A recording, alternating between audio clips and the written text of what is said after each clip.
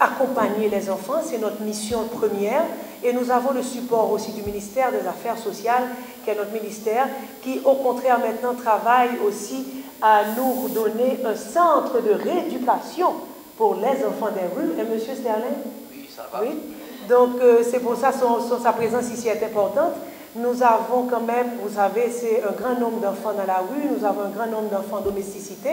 Et c'est pour ça qu'au niveau du bien-être social, nous avons aussi fait un centre d'appel qui est le numéro 133 511 où nous demandons à toute la communauté, à la société civile, tout le monde de s'impliquer parce que le cas concerne tout le monde. On parle de nos enfants, de vos enfants, des enfants de chacun de nous. Donc nous avons une responsabilité. Le bien-être social est vraiment là et est content d'être accompagné de certains partenaires. Nous en avons plusieurs autres. D'ailleurs, sur cette table, je crois qu'aujourd'hui, je vais recevoir d'autres panélistes qui vont prendre la parole, qui vont se présenter, ils vont expliquer ce qu'ils font dans le pays et quel est le domaine d'intervention. Et la seule chose que je dis, tout ça sur le leadership du bien-être social. Parce que je dis toujours que les partenaires qui sont en Haïti sont là pour renforcer, accompagner l'État. Et vraiment pas pour affaiblir. Parce que je peux dire que la situation continue à être alarmante et c'est pour ça qu'il est impératif pour nous d'agir ponctuellement, rapidement, avec urgence parce que ensemble, je crois que nous allons réussir à le faire, mais c'est très important que de respecter et d'aider le bien-être social à faire le travail. On a eu pas mal d'avis à faire sortir sur les journaux en demandant surtout aux partenaires internationaux, aux missionnaires, à toutes les personnes qui financent les centres de ne respecter que les centres qui ont l'autorisation du bien-être social. Depuis sa campagne présidentielle, le président Martelly avait un projet vraiment bien spécifique pour les enfants d'Haïti. Et c'est dans ce sens qu'il a créé le Fonds national d'éducation, Fonds éducation pour tous, qui gère le programme SUGO, c'est le programme de scolarisation universelle et obligatoire, pour que dans un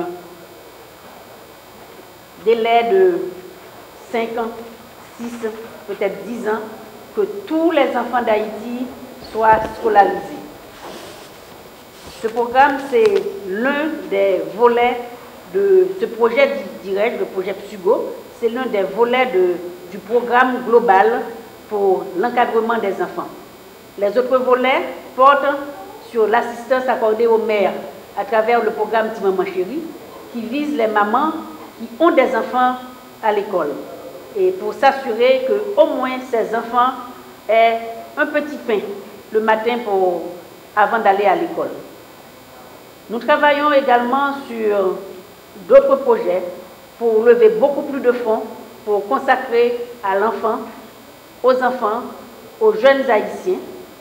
Et ces projets passent non pas par de nouvelles taxes, parce qu'on dit toujours qu'au ministère des Finances, il n'y a que des fiscalistes qui ne pensent qu'à étrangler le contribuable. Non, nous n'allons pas créer de nouvelles taxes pour lever des ressources pour les enfants.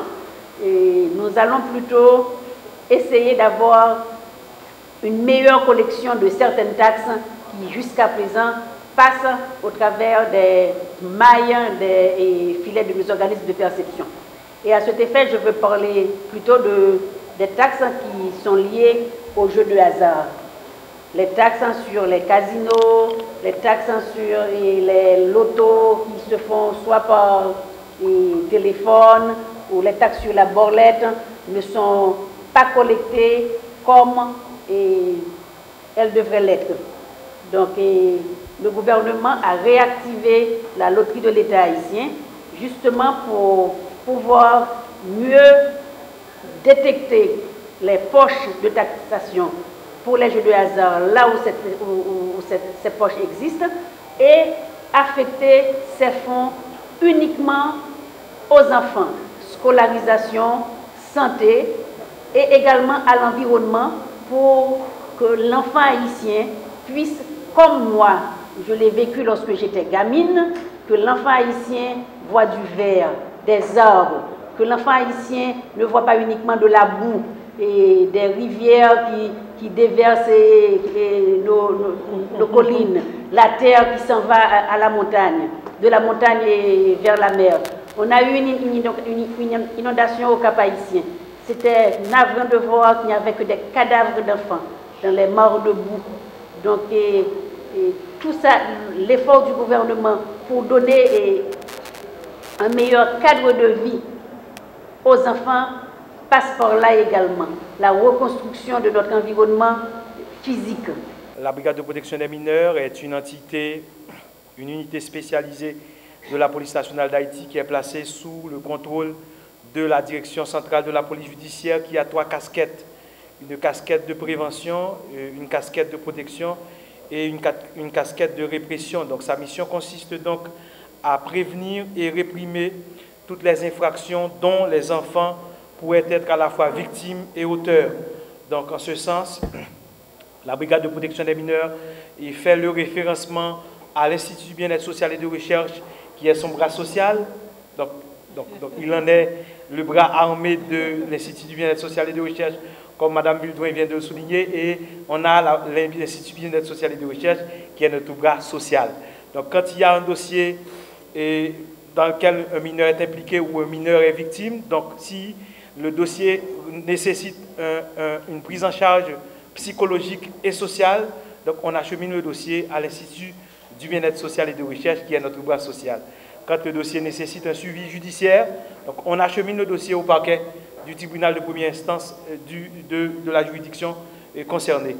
Alors le slogan de la Brigade de protection des mineurs, c'est protéger et servir les enfants d'abord. Accès, Action collective pour sécurité contre exploitation, c'est un consortium de CARE, Plan Haïti et Save the Children qui est financé sur 5 ans par la USAID. Nous voulons contribuer à renforcer le réseau national de protection sur toute la chaîne de protection. Nous travaillons à travers les partenaires étatiques, les institutions, les ministères chargés de la protection de l'enfant ou la promotion des droits de l'enfant, la réalisation des droits de l'enfant. Nous travaillons dans les zones prioritaires de Port-au-Prince, le Nord-Est, Jacmel, le Jérémie, également les zones frontalières, ceci pour contribuer à la lutte contre la traite des êtres humains. Avec IBERS, nous comptons travailler vraiment pour renforcer les institutions étatiques et aussi les partenaires au niveau central, départemental et aussi dans les communautés. On travaille avec les groupes d'enfants, les groupes de jeunes, les groupes de femmes et aussi les organisations de base œuvrant dans la protection et la promotion des droits de l'enfant. Aujourd'hui, le 23e anniversaire de la Convention des droits de l'enfant, il y a beaucoup de choses qui ont été déjà réalisées, il y a certainement des progrès, mais nous constatons qu'il y a beaucoup à faire. Donc ensemble, nous voulons renforcer ce réseau de protection de l'enfant, de promotion des droits de l'enfant en Haïti. Nous voulons avancer vers une pleine réalisation des droits de l'enfant. Donc spécifiquement, nous voulons sensibiliser les communautés haïtiennes sur les droits de l'enfant, trouver des solutions locales à la réalisation des droits de l'enfant. Nous voulons renforcer les services existants, renforcer, et je dis renforcer parce que nous ne voulons pas créer de nouveaux réseaux ou bien de nouveaux services. Nous savons qu'il y a beaucoup qui existent déjà. Notre rôle à Accès, c'est de renforcer les structures étatiques, les structures locales, pour qu'il y ait un mouvement durable